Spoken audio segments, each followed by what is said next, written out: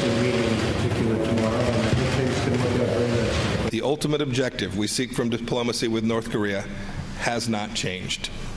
The complete, verifiable, and irreversible denuclearization of the Korea Peninsula is the only outcome that the United States will accept. I can only say this. We're prepared to take what will be security assurances that are different, unique, than have been provided, that America has been willing to provide previously. We think this is both necessary and appropriate. Pretty cut and dry. Secretary Pompeo talking to reporters overnight. Just 2 hours from now, the two leaders will meet not far from here. Let's bring in a panel here in Singapore. Josh Lederman is foreign affairs reporter for the Associated Press, and Elise Hu is Asia correspondent and Seoul bureau chief for National Public Radio. Thanks for being here. I wanted to, for people at home, kind of paint the atmospherics, the stuff that they don't really get to see on the ground, and paint the picture as you're seeing it.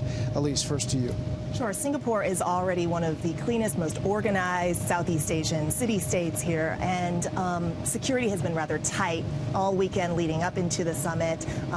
There has been a certain excitement in the air here in Singapore. A lot of onlookers pulled out their iPhone cameras as Kim Jong-un's motorcade passed by, not just when he arrived, but also when he went on a little sightseeing trip last night. There's some video of that. Yes, so we're talking about somebody who has been considered, you know, the murderous dictator of a pariah state, going out sightseeing at some of the top places to see in Singapore. He went to a botanical gardens called Gardens by the Bay, and he took a selfie with the foreign minister of Singapore, and out of that, he then went to Marina Bay Sands. Those are the iconic three towers that you often see in Singapore skyline shots. So Kim Jong-un, you know, just 9-10 hours out of this big high-stakes summit, decided to take a look around town. It is a little surreal in that aspect of it, Josh.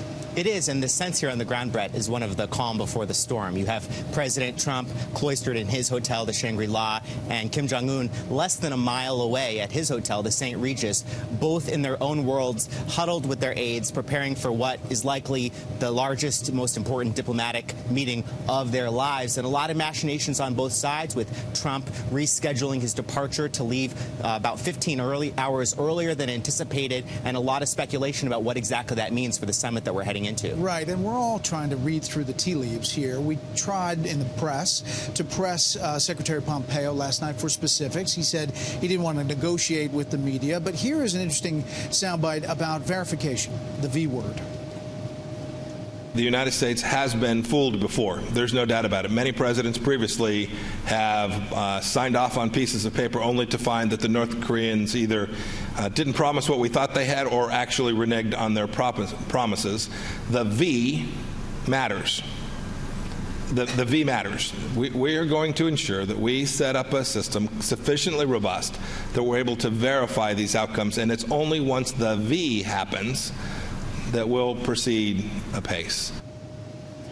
Heard that trust but verify before. Elise, we're trying to get specifics. How do you think this is going to be spun either way? What happens in the next couple of hours? Well, the goal is to know where all of North Korea's nuclear facilities are. From what we understand, you know, there are a lot of secret sites. What is going on underground? Right now, not only are outside inspectors not knowledgeable about it, but there's not a whole lot of outside intelligence from other nation states about what's going on nuclear-wise in North Korea. So there is going to be a push to try and get a better sense of where exactly all the sites are, what are the components that make up North Korea's arsenal, and to get in outside inspectors that are, you know, actual IAEA inspectors. Right. I mean, obviously, we saw the troubles with Iran and Iraq and all of the verification processes. Josh, the administration is suggesting they're not getting enough credit for just being here, that already the critics are turning and saying, you know, what's not going to happen out of this meeting as opposed to what is happening currently. That's right, but one of the things that a lot of longtime North Korea watchers have pointed out is that this is a summit that really would have been available to any U.S. president over the last several decades that wanted it. The North Koreans have been very eager to have this type of a tete-a-tete, but, you know, previous presidents thought that that was not wise because they didn't see the opportunity to have the kind of concrete progress emanate from it that they wanted. So really the key question as we head into this summit is, will it be more than a handshake? Will there be something, you know, substantive, concrete that President Trump is able to show? And if not, how does he defend the risk that he took with doing this? 30 seconds. What does the leaving early tell us? Does it tell us anything, Elise? I don't know.